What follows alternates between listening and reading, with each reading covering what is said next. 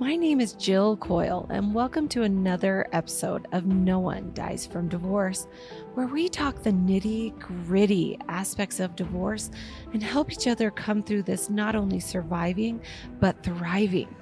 I'm a divorce attorney, and I'm interviewing other experts and people just like you who are going through or have been through a divorce, so you can have the latest and greatest information on all things before, during, and after divorce. Let's dive in. All right, welcome to another episode of No One Dies from Divorce. And my guest today, the one and only, I have to say, I like that. Mary Crafts is here in the studio with me today to talk about exactly what that means. No one dies from divorce. And Mary, if anybody could really hone in and understand the meaning of that and give a little bit of inspiration to our listeners, it's you. Thanks, Jill. I remember the first time that I was introduced to you on email, and someone had reached out and wanted to know if I wanted you to be a guest on my podcast. I looked at your book title and I went, damn right, no one dies from divorce. I want to talk to her. I want to know you. Yes. And then we've just been good friends since. Yes, it's been such an honor, and I'm just so grateful because Mary Crafts is just prolific in Utah. Everybody knows you, and now you're going national, worldwide with what she's doing. So I want to tell our listeners just a little bit, if they don't know who you are, because after this, they are going to know and want to know more. Okay. So Mary Crafts is quite simply a living legend, and I believe that. From humble beginnings and dire circumstances, she invested blood, sweat, and countless tears into building what would become the most celebrated catering company in Utah. That multi-million-dollar empire became the launching pad for so much more. Today, Mary has handed the reins of her catering empire to her incredibly gifted children, who have taken her company to the next level, while Mary turns her attention to helping others build their dreams. Whether those dreams are centered around business, family, or personal growth, Mary is ready to engage her expertise, assets, and energy into helping others build and grow. I'm just so grateful you're here. Mary has started a podcast called Crafting a Meaningful Life. And if you have not heard or had an opportunity to listen, I just implore you to go do that now. This podcast is all about celebrating our weaknesses, understanding who we are, and getting the little extra, I would say, like, hey, you got this because you're worthy of happiness. Yeah. And I'm going to be the person to be your biggest cheerleader. That's how I feel when I listen to your podcast. You know, I always laugh that I didn't entitle it How I Crafted a Meaningful Life. Because I'm still in the process, It's crafting a meaningful life. It's an ongoing process that I'll be involved with until I take my last breath in this life, and then start again anew when I take my next breath in the next life. I am all about that. This is an ongoing, beautiful life journey full of gifts that have been placed in front of us so that we can have that meaningful life, that life, that legacy, that peace that some people just dream about and others are about making. Yes, absolutely. And one of the things we want to talk about is gray divorce. This is a big term, Mary, that's kind of come out in just recent years, actually, about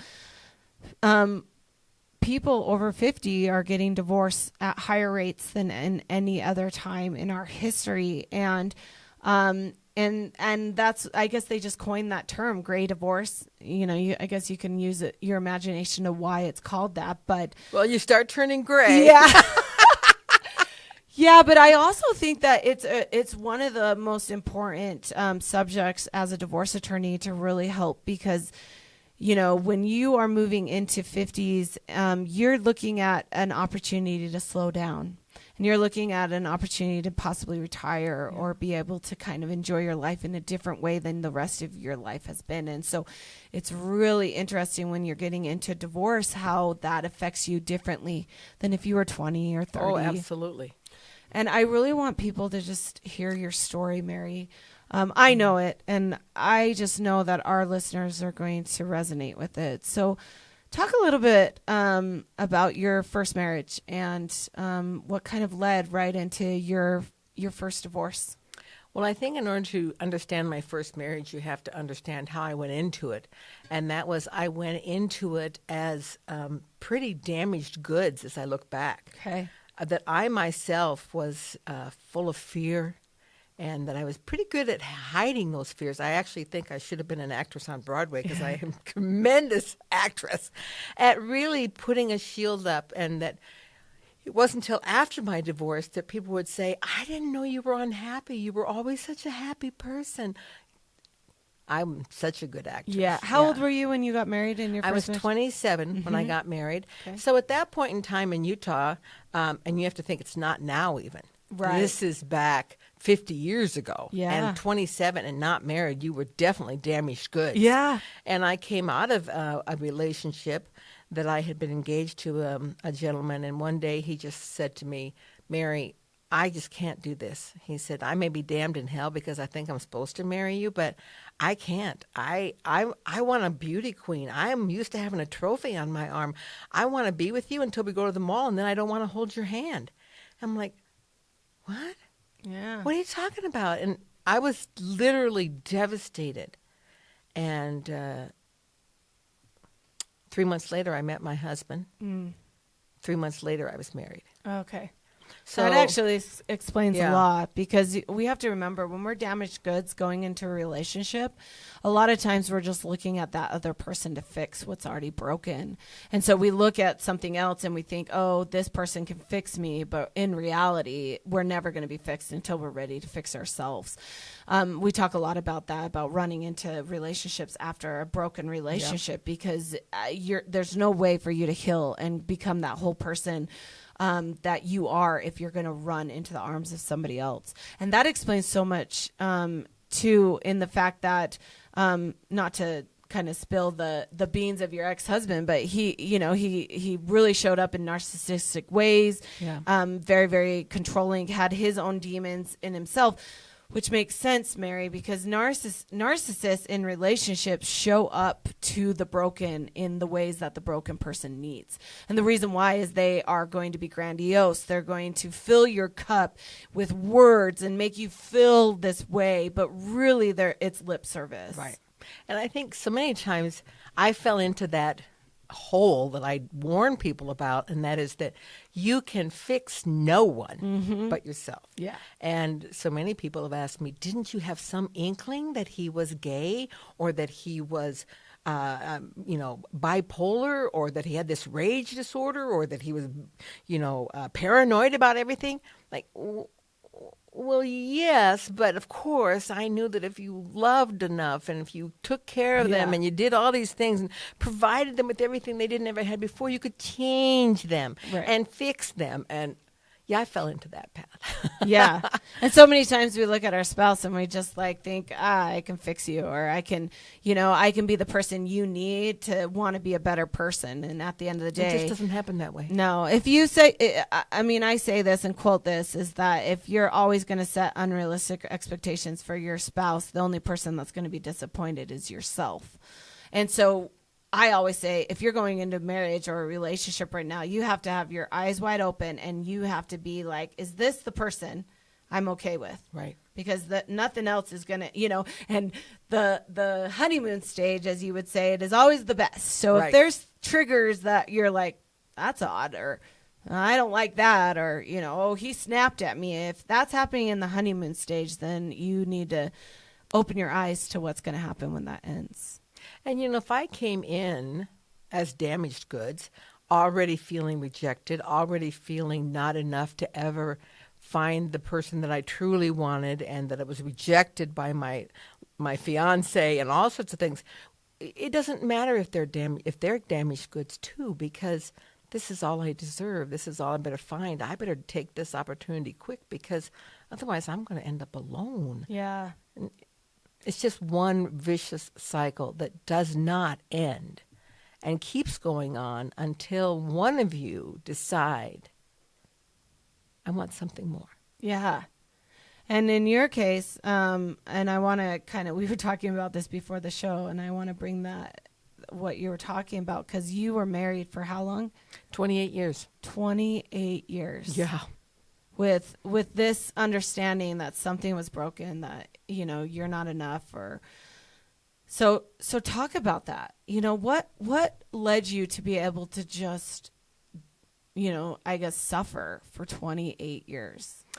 Well, the first time that I was physically abused, was on my honeymoon. And I came home with the idea that I was going to get out. This was wrong. No matter how many reasons and when I came into this marriage, this was wrong. I had to get out. I had to go back. I was actually a very happy single person. Right. I mean, I was working. I had graduated from college. I had tons, for a single person, you think you have tons of money. I traveled. I had a pretty good life. I just wanted to go back. And when I came home, I made an appointment with the person that had married us. And of course, he was a ways out on his calendar. And so about 3 weeks later, I was able to get an appointment. In the meantime, I had discovered that I had gotten pregnant on my honeymoon. And so by the time I went into him, and I just told him this whole story, he just shook his head and he said, "Mary, you won't be getting a divorce. I married you for time and eternity. And on top of that, now you're carrying a family." He said, "This is not happening. You have to stay. You have to try and work. You don't just leave after 1 month."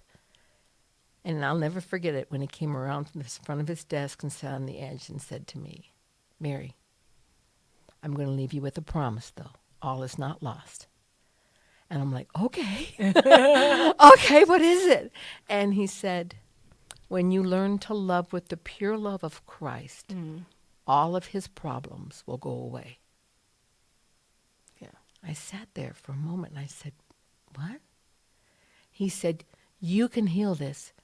When you learn to love with the pure love of Christ, Mary, you can change this." I left that day with that burden on my shoulder, and I felt like the weight of the world was resting on me. Right. That if I changed, if I did something better, whenever I would be abused or beat up or yelled at or belittled, I would just think, this is me. I haven't loved enough. I haven't done enough. And by the time I turned 50, which is when really kind of my life began to turn, and I began to just bit by bit learn to stand up. Yeah. I visualized myself as kind of like Atlas with the hunched over with the weight of the world on his back. Right. And just what that really means to stand erect, and Atlas shrugged. And I let that weight fall off me. This isn't mine to carry. Right. I get to do me. Right. I think that that's a big misconception, especially in, highly religious households, is that somehow love will fix it, whether it's the love of Christ or whatever you want to say, your definition of love. But what I think is the misconception in the world is, what is love? Is love saying, "Oh, Mary, I love you"? Is love, showing you or doing something for you? I think it's a lot of all of the above. And we as a people have just wanted to put love in this, like, this is what it is, and you put it in this little box, and therefore do it. And what we don't understand is that love is not enough, because we love our narcissistic parents.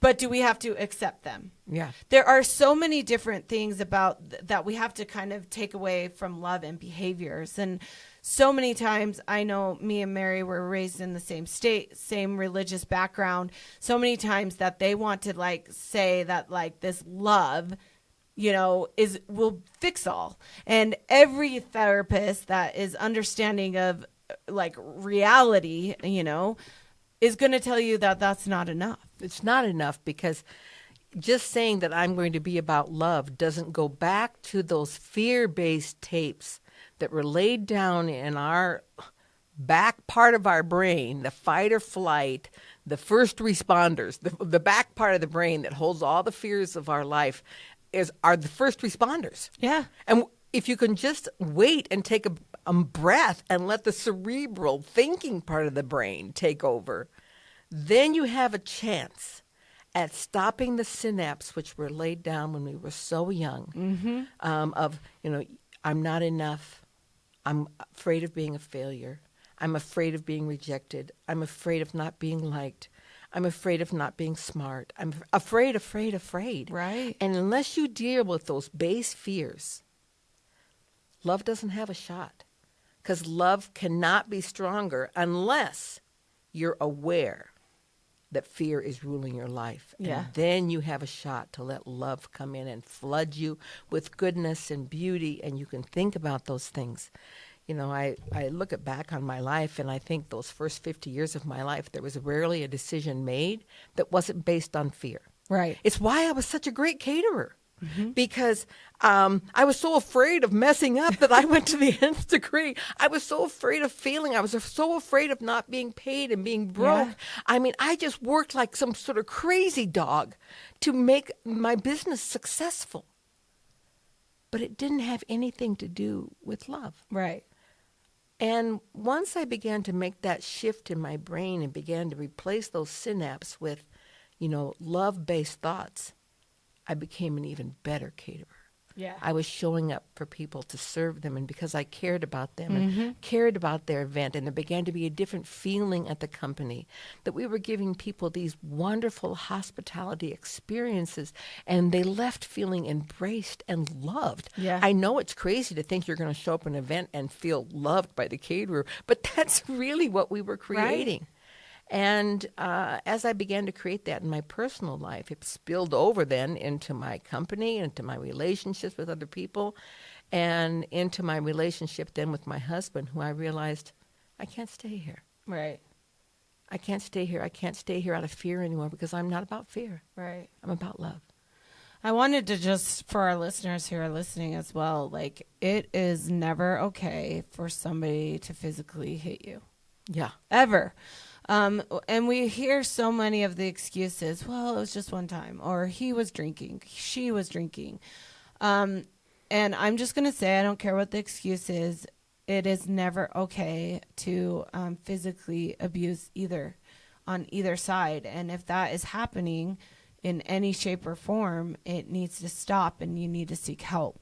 And I talk about that in my book, about the questions you should ask to get out. Yeah. And I think that's why I really wanted to write that chapter, because my chapter 1 is about what questions you should ask to save your marriage.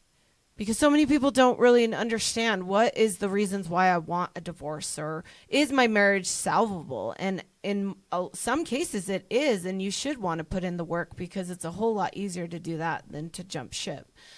But then the second chapter is, when should you file for divorce? And you go through questions, and one of those is physical abuse. So for you, Mary, so you're kind of growing into your own. You've got this amazing, successful business that's going, and you're thriving as this career person.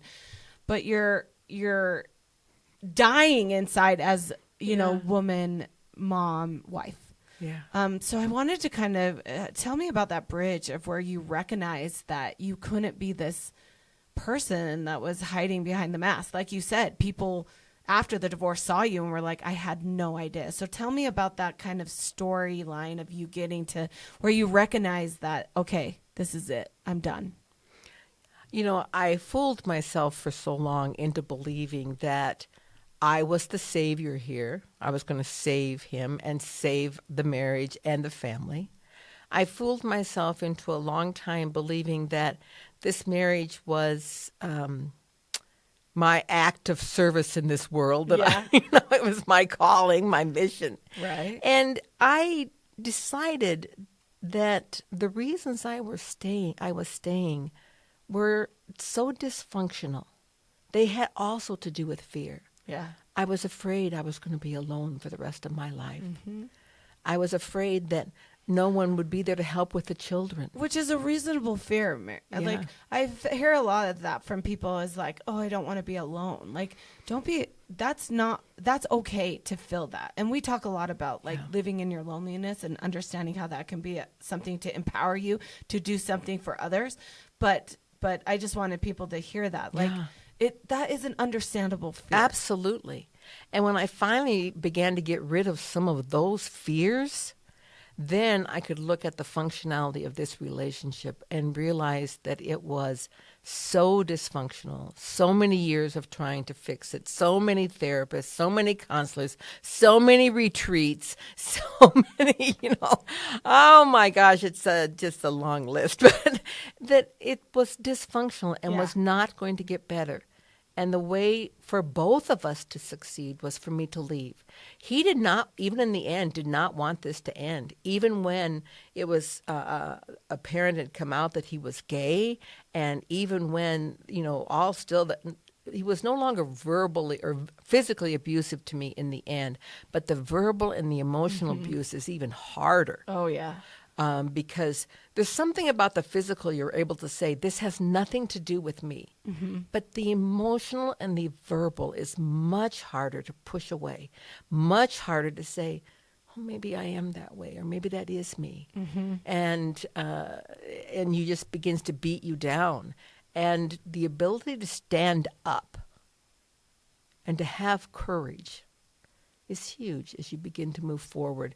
And I realized that it was the best thing for both of us. Yeah. At the time, he didn't see it. But now I think he does, as he looks back and says, yeah, I'm way less paranoid because I've come out. Yeah. I don't have to worry about people finding out. Yeah. You know what I mean? And he's way less angry because he's no longer trying to be something that he's not. And he's much more focused and centered on being a wonderful individual. And there are many things about him that obviously I respect. We just weren't for each other. Right. And so as I left that marriage, I left it with that clear idea of what I was about. I didn't care. And I think everyone who looks at divorce has to ask that question. What if you're alone forever? Yeah. What if? And I said, it's okay. Whatever it is, I'm okay with it. Because you're Mary Crafts. That's right. I mean, I look at this woman sitting across the table from me and just like how much I admire you and how strong you are now. And I can't imagine how that woman, even at 50, 55, was anyone different. But I love it, though, because I'm like getting to see the end result of you literally living your best self. And it's inspiring because you can now tell those 50-year-olds or those 40-year-olds that are sitting in this, like, I don't know what to do, that it just gets better. It just gets better. I can't tell you, every day of my life while I was married, I probably asked myself the question, should I leave? Should I go? Should I leave? Should I go? And I said, a bad dad is better than no dad. Right. And, I'm staying. But you have to look. And I think one of the things, and one of those criteria, you hit it right on the head, Jill, is that when there is physical abuse and verbal abuse that you cannot stand up from, it's time to go. Yeah. And no matter how much it seems like I'm scared of surviving on my own, you can. Financial abuse is also something that is abusive. If if one party is controlling all the money, not giving you access, only giving you limited amounts to a budget, having to ask permission first to spend money, calls it my money, not our money. That is financial abuse, and it's not okay. It's a form of emotional abuse, and it's just not normal. I have a lot of women I talk to now, and obviously I talk to tons of women since I've gone through this who's like, oh, I'm in the same situation. Help me. I'm like, okay, so let's talk about what are the deals and why are you feeling this and what do you want to leave for? Some women I have to ask, though, the hard questions who don't have physical abuse or verbal abuse or money abuse, and they'll say to me, I just don't love him anymore. Yeah. And so then I ask that question, which looks like this. When did you make the choice to stop loving? Yeah. And they look at me, no, I just don't love him. I just fell out of love with him. And I really believe that is a choice because there's love, the noun, and there's love, the verb. Yes. And you may not love him, the noun, anymore. But at some point, that's because you chose to stop doing love, the verb. Right. And when two people wish to stay in love with each other and wish to rekindle and want to grow closer again, all they have to do, it's a pretty simple thing, but it's very difficult, They just have to get back to the verb of loving. Yeah. When you're serving each other, when you're going to somebody's game, even though you don't want to go, when you look at what his love languages are, when you're, you think about the things you did and how aware you were of him when you first got married and when you first were dating. And at what point did you stop choosing that? Yeah. And so that it is possible to go back and rekindle old things. I think there are situations in relationships that absolutely are worth salvaging. And because of my experience, I don't want anyone to go out and say, oh, Mary has such a great life. I'm going to divorce my husband and get back to, I want a great life. It's not that. Right. The divorce did not create a great life for me. Right. It's the work after. It's the choice. Yeah. And the choices we make every day that create that meaningful life for us. Right. Exactly. And then, as you well know, Jill, I still hadn't learned all my lessons at age 56 when I finally divorced. I, within a year, was remarried and just did the rebound again. Just like when I rebounded from my fiance who said, I just need a trophy wife. I'm like, what? And you feel like the mud fence for all your life. Right. And I was in that marriage for 5 years, and I absolutely was able to realize quickly what I had done, and that he was not abusive. He was not verbally mean. We just absolutely had nothing in common that I never stopped to take a look at. Yeah. Because I just had to be with someone again. Yeah. And now I'm 68 and I'm still single. Right. And it's okay. It's okay. And at some point in time, I may or may not choose to be married again. But either way, I'm Mary Crafts. Yes. Yes, we say that. She is Mary Crafts. And that's the story. Like our path's not going to be easy. Our path is not going to be this walk in the woods. Like my husband and I have been married for 15 years now, and we still struggle. Yeah. With how much I talk about divorce, and I talk about meaning relationships, and I talk about words matter, and we still struggle, and we still go through these patches where we have to recenter. And usually now we're so versed in our pattern that we're able to step back and recognize that we are struggling because we are not happy with something with us. Yeah. And we're able to kind of go back to our basics. So I'm so glad that we don't go into the huge cycles we used to go in where we would like just be mad at each other for months until we finally like. Or silent treatment or whatever. Yeah. But we still, it's still hard. And my husband has so many amazing qualities, but there's sometimes like, I say this, like his love language is words of affirmation. I struggle with that because I don't want to have to think about to give you a compliment. If I think you look good or if I want to say thank you, I will make sure that is put there. But I'm not consistently looking at ways that I can show my, what I admire of you or what you're doing. And it's interesting because we've learned this because that Ryan feeds off of that. And so I have, and I look at it even in my life as a boss and having all these employers that people want that validation. And I'm not around. It's more important than money. Yes. When you're talking about reasons people stay at employment. Yeah. Right. And so just in my little story is that I am that is my new goal right now, Mary, is that I am actively seeking ways that I can show words of affirmation to Ryan, but just to my friends, to my family, to my staff, to let them know. We appreciate all of you. Yes, thank you so much. I absolutely adore them. Yes, because I want them to know what I feel. Yeah. And some people just don't see that, right? So anyways, with your journey and where you come now, like when you're looking and talking to that person that's sitting there like, I don't know what to do. What is some of the biggest or best advice that you give? First of all, I want them to be in a complete space of gratitude. Mm-hmm. That's the first thing. Because as long as they are in victimville, there's no movement. And they find reasons and ways and people and situations that keep them stuck there. And you cannot heal there.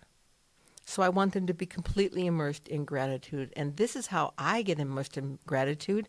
Even when I think back of times that I was hiding in the closet and he was beating the door down and I was bloody and all those things, when I can think about them now with gratitude.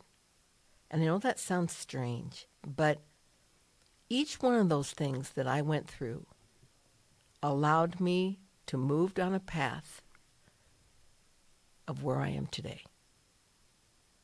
If we never encounter difficulties or struggle, we stay stuck. Yep. I would have been the same girl who graduated from high school with all the damage from my family and my mom. And I sometimes blame my mom, but my mom was just doing her best. She was doing the things that she learned how to do. She wasn't ever enough. And I didn't know that about my mom. I thought she was perfect until I got a chance to take a look at my mom and see her as that wounded little girl that just so wanted to be enough and to be loved. Yeah. And I want people to be in this place of whatever has transpired before them. I'm grateful for that path because it has put me here today. And it is, my hashtag, badass woman with a purpose, grace, and grit. That grit that I developed came from those struggles. It didn't come from the life of easy Riley. No, it came from those struggles. Yeah. And a purpose now. I now have a purpose like I've never had before, and that is to help people, myself and others, live a fearless life. Right. And to find that inner light. And I have a purpose. And I now do it with grace because I've come through all those things. So I want people first to be in a place of gratitude for their journey. Yeah. And gratitude for what's yet ahead. Yes. And excited about that and the vision of what that looks like when you stand up. Shrug off all those old things that were upon you. Yeah. And stand up and look up. Yes. After I had gone through all of these things and I had, as you know, had done this tremendous weight loss journey. You guys always go to our Instagram and check it out. It is absolutely amazing. Blamed my husband for that weight, but it wasn't him. It was, I said, I just need to protect myself from him. No, I protected myself from me and all my fears. Yeah. And at 284 pounds, I just was wrapped up in every fear just inside of me.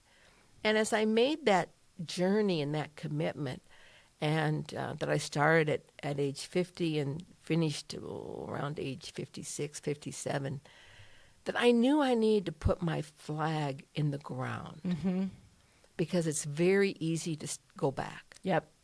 And to put my flag in the ground, I kept thinking about what is it that I will do that will say, I have arrived and I am staying.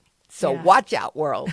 And so at age 60, I was serving on a board with Martin Fry, who is the only man in the world to have climbed the 7 tallest peaks and to have sailed the 7 seas. And he was telling the board about this. He had just finished his last summit, what he had done. And I turned to him and I said, Martin, I want to do something like that. I can't do that, but I want to do something where I put my stake in the ground and says, I have come this far, and the rest of this is all uphill, but guess what? I'm strong enough to do it now. Yeah. And, so I had come that long journey. I had lost half of me, and instead of being 46% body fat, I was 19% body fat. And he turned to me and he just said, you shall climb Kilimanjaro. I just said, what?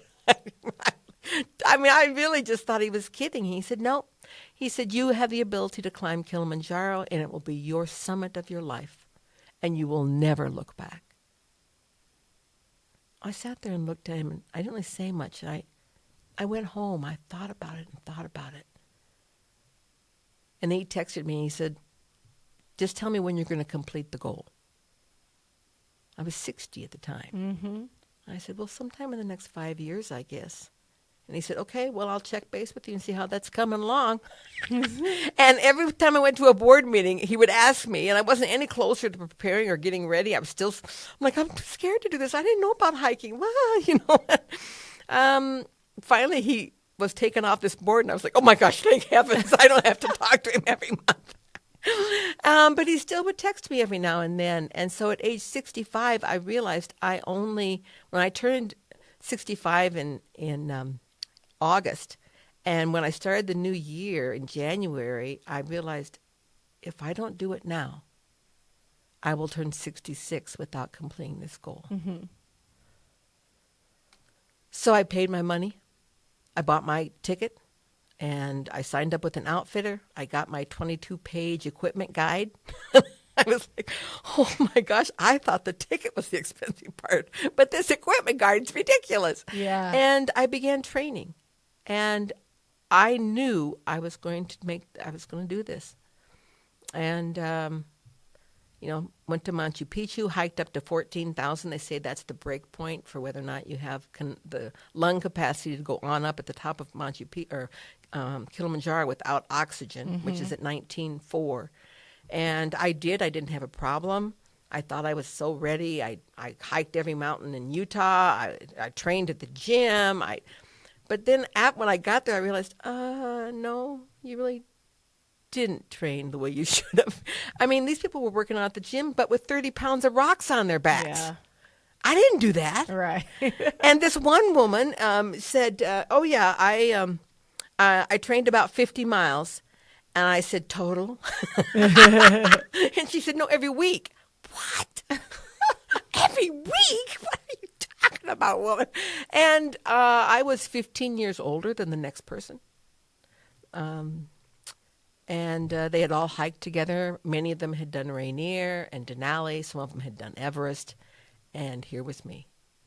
And when we were talking about our experience the night before we left on the campfire, they were like, and so, oh, you did that walk up on Machu Picchu. Yeah, that's very good. And I go, oh, well, I also did another big mountain. You probably never heard of it. I did Timpanogos. And, I don't want to say I didn't almost make it, but there was so many times that it was harder for me than I ever imagined. Right. And they had to go on and climb without me, and I was alone with an African guide that couldn't speak English 90% of the time. Mm. And I had no idea the emotional toll it was going to take on me. I had no idea that every one of the fears I had overcome met me again on that mountain. Mm-hmm. As I didn't have the right clothes, and I didn't have this, and I wasn't trained enough, and I just like, oh, after all this time, I'm still not enough. But then I pushed on, and I did summit. And when I came back home, I had put a stake in the ground. Yes. That said, I'm not ever going back. This is me now, and I'm only going forward. And whatever relationship I choose to have in my life doesn't make me Mary Crafts. Right. I am who I am because of my past and my present and what I set for my future. Yes, absolutely. We can do hard things. We can do hard things. And if you can use your divorce or even your trial just as the opportunity to, as a clean slate, to pivot and become a better version of yourself, you can become somebody that you never even imagined at this time. Never imagined. And a lot of people look at, I don't know how people get through, children dying of cancer, how parents deal with that, right. Or tragedies, or my dad lost his brother at 24 to a scuba diving accident. That kind of loss hasn't hit me specifically, but a lot of people say, how can I get over that? And you a lot of times you look at those people and you see what they do after that, and they stand back up and they do something that, allows them to become stronger. And I think a lot of times in divorce, it's like almost like we're ashamed of it. Like, oh, I don't want to use this as my trial because, it's not that big of a deal, or they don't, or they're just hurting so much that they don't even know where to begin. But at the end of the day, the divorce is going to be, one of the hardest experiences of your life. You are going to have to grieve it. You are going to have to use it. It is a trial, and it's okay to hurt. But at the end of the day, if we can stand back up and say, find your summit and show everybody else what you're made of and who you are, that you're worthy of that. You are Mary Crafts. I mean, just so many people look up to you. and are just in awe of you and who you are. And I know exactly it's because of your path that led you to be that. And it's beautiful. And I now have my book that's at the publisher's going to come out. Yes. Yeah. It's called Unbounded. Yes. From Sorrow to Summit. Yes. And I remember my publisher said to me at the very beginning, Mary, it can't be your autobiography, okay? You're not Michelle Obama. They don't care. Nobody cares. I'm like, really? Nobody cares? No. And as I wrote the book, I realized that it was more than about the stories of my life, Right. which I could fill a book with, but it was about how and why. Yes. And so how do you move from living a fear-based life to living a love-based life? Yeah. And what is waiting out there when you do? And how you make the changes step by step. The way I did, I lay it out. And as for me, I don't care if anybody buys it. It was just good for me to do it and put it down. And so it's all a growth process. Yes. And yes, I may be Mary Crafts right now, but I have no idea what. In fact, I was talked to somebody the other day about, you're going to do a public speaking, you're going to get back into it after COVID. And I said, absolutely. I said, Mary, you're already 68. And I said, I don't know. You tell me what the power of a 90-year-old woman coming out and saying, hey, I'm a badass. Yes. Yes. I mean, that's inspirational. Yeah. And I'm going to do it. You do it. It's so funny because my first book as well, No One Dies from Divorce, I wanted to put so much of my story in it as well. And my publisher said the same thing. You can't do your autobiography the first time. You have to tell people you have something to say first. And I was like, okay. Yeah. So I totally know what you mean. Well, your title just grabs people because sometimes people going into this think they're not going to survive, and they are ashamed and they are embarrassed. And I wasn't quite so ashamed to tell people that I divorced after 28 years and I got out of a really bad situation. But I have to say, I was very reluctant to say, and then I was divorced a second time. Right. And I got out of another situation that didn't work for me. And that was harder. Yeah. Because I didn't have anything concrete, like I was being beat up. I just had to say, this relationship does not make me a better person. Or not make me, let me rephrase that. When I'm in this relationship, I'm not my best self. Yes. And I'm not helping you be your best self. And that's what I'm looking for now. Relationships where I want to be my best self. And I want to help all of them, whether they be male, female, close, significant other, friends, whatever, my children, my grandchildren. I want to be about helping them be their best selves. Oh, I love that. I want to leave that thought as our final thought, that being our best self is exactly what we want for you, what we strive every day in what we do. And again, it's a journey, and you're worthy of it. You are worthy of happiness. And wherever you are on this journey, just know, stand back up, climb that summit. Just shrug those shoulders. and keep moving forward. You're going to be okay. Mary, it's just been an absolute honor. I just want people to know where to find you. I know you're on Instagram under Mary Crafts, and you also have a website, marycraftsinc.com. You have to put the ink on the end, because just before I launched my website, a woman named Mary Crafts in Florida launched it as a clothing site. And I'm like, you can't sell clothing under my name. That's so funny. So it's Mary Crafts Inc. And really, my podcasts are housed there, my physical journey and how that happened, about climbing Kilimanjaro, about my podcasts, public speaking. Really kind of everything I'm about right now is housed right there. Yeah, and again, if you're looking just for something to be uplifting and positive every week, her podcast does exactly that. It's so wonderful. Thank you for joining us. This was another episode of No One Dies from Divorce. Remember, my book is available, and paperback is coming soon. Also, the Audible version of my book is coming soon, so check that out. All things are on jillcoyle.com, and you can check me out on Instagram as well, Jill Coyle. Check her out. I love following you. You're awesome. Thank you. Same. I love what you're doing, and I love following your life. Mary Crafts, you're amazing. Bye. Till next time. Thanks. Thank you for listening to this episode. If you enjoyed, please subscribe, follow, and share. I'd love to hear your questions and feedback. You can contact me at community@jillcoyle.com. See you next time. I am an attorney, but I am not your attorney. Any advice given on the podcast is general and shall not be construed as legal advice.